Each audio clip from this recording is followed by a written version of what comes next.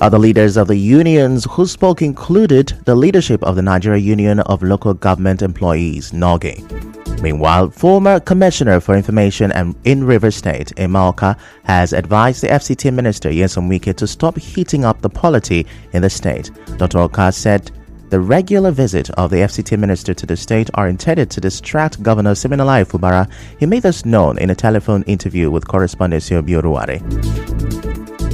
And then the minister should concentrate in his assignment in Abuja and leave the governor alone to work. And you can't constantly be coming here to be disturbing the peace of the state. Things ordinarily he would not have taken, if he were governor here. He would not have allowed any minister or anybody at all from the outside to come and do what he's doing to the governor. As the fact that your tenure as governor has ended and another person has taken over, you cannot tell the person to continue to keep enmity with people, especially when they don't have their own problem. The best that we can do as a state is to encourage the governor to bring everybody on board. He said the political crisis will be over if the former governor puts the interests of the state over personal reasons. Also, the spokesperson of civil society organization in the state, Solomon Leno, spoke on this. Rivers State is not a conquered territory. Rivers State is not a banana republic. He should stop the marketing Rivers State. And what we are saying to Nigerians is that Nyesom Wike is not the perfect representation of the Rivers men that we know. Rivers State is not his own conquered territory. Right now it's time for governance, and he should allow the governor of Rivers State to concentrate, because the governor today has shown Rivers people that he means well for them. We don't need all those distractions. Meanwhile, the Rivers State Commissioner for Information and Communications, Joe Johnson, says there is no permanent enemy or friend in politics. He spoke while reacting to the comment by the FCT minister that he does not foresee a reconciliation with Governor Siminalayi Fubara in the near future. Time is a hero of differences. In politics, there's no permanent enemy and there's no permanent friend. So today we may be enemies, tomorrow we may reconcile. That's life after all. I'm just talking like a philosopher to say that time can change anything. Things can change. We may be enemies, with the worst enemies today. Tomorrow we may be the best of friends, and that's what life is all about. I will not be able to say there are processes for reconciliation, but everything is in the hands of God. Some residents of Port Harcourt also spoke. It's a good one for this state, because we shouldn't be under control of any man. It's good. Let him not forgive him. Let him build his own structures and wait for the man 2027. It's even better. Let everybody know his stand in this state. Yes, I love the current face-off between the minister and the current governor. You see, the era of godfatherism needs to come to an end. Everyone should mind their business. Everybody manage his or her resources than using Rivers people's resources to maintain relationship that is not for the good of the people of Rivers State. Even if the current governor has offended him, he should also understand that there are several persons he has also offended. So in the long run, they would align and realign, because no permanent interest in politics. He's the father. He has been the father figure to them. No matter what issues or problems they've had, I think it's time for them to bury the hatchet. Recall that the FCT minister ruled out reconciling with Governor Fubara on Tuesday during a media chat.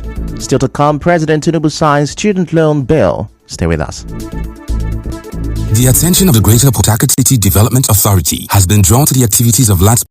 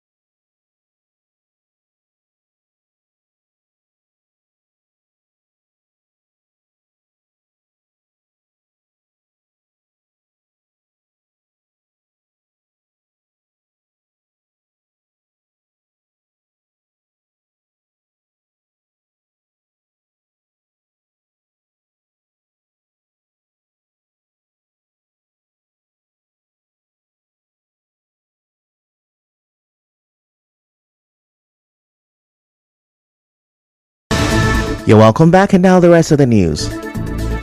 Political leaders of Asari Toro local government area of River State under the aegis of the Joint Asaga Leadership Stakeholders and Caucus Forum has adopted the federal lawmaker representing Asari Toro Federal Constituency, Boma Goodhead, as the political leader of Asaga as well as the caucus leader of PDP in the local government area.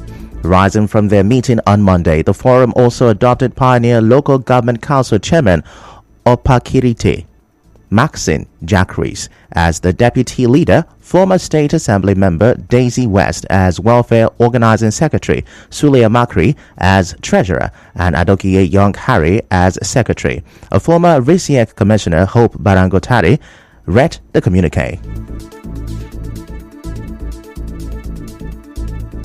Rising from a meeting, caucus forum of the local government area, hereby nominate and adopt Right Honorable Boma Belford Goodhead, member Federal House of Representatives, representing the wonderful people of Asalga and Akuga Federal Constituency as the leadership, stakeholders and caucus leader of Asarito local government area, and Honorable Opakwete Jacques as the deputy leader.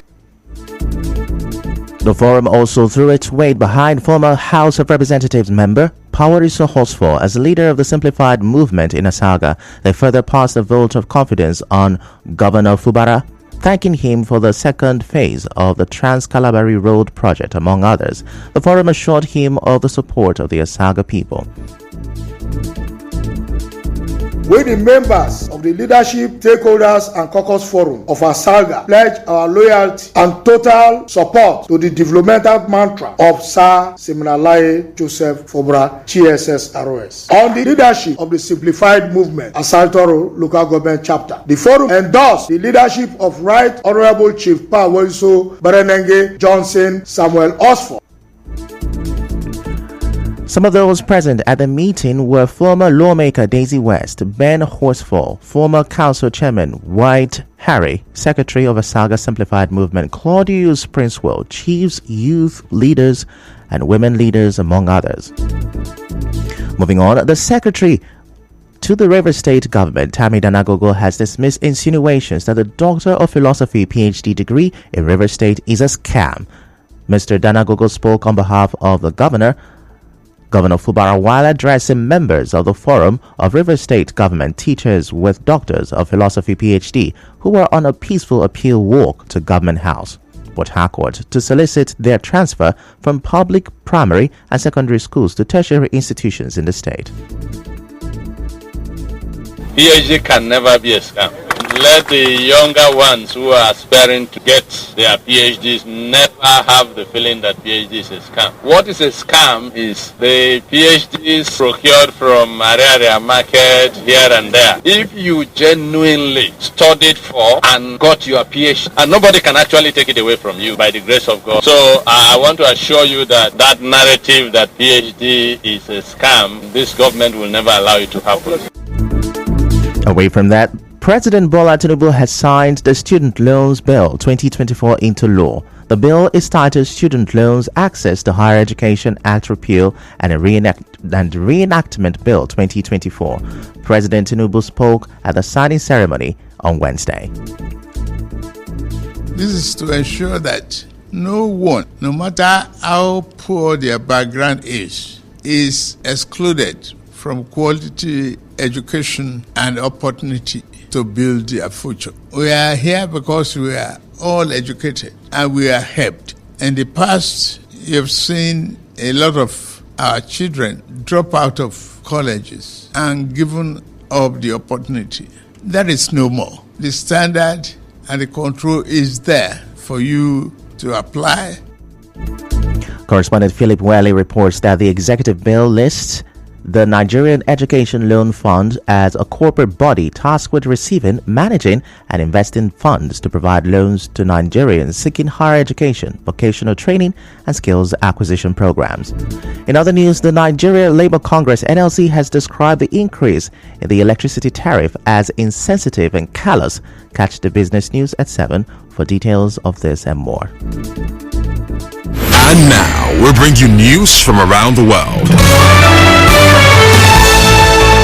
More than 90 people are still understood to be trapped in collapsed tunnels and roads as Taiwan faces the aftermath of its worst earthquake in 25 years. Rescue efforts have continued after the earthquake struck the island's eastern coast on Wednesday. At least 9 people were killed and more than 1,000 others injured. That's a wrap on the news this morning. Before we go, let's have a look at the major stories.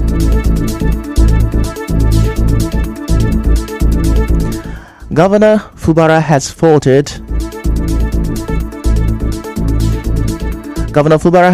the impeachment of lawmakers.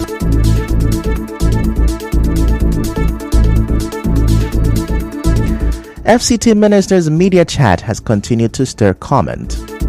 River State government has refuted allegations of PhD degree scam.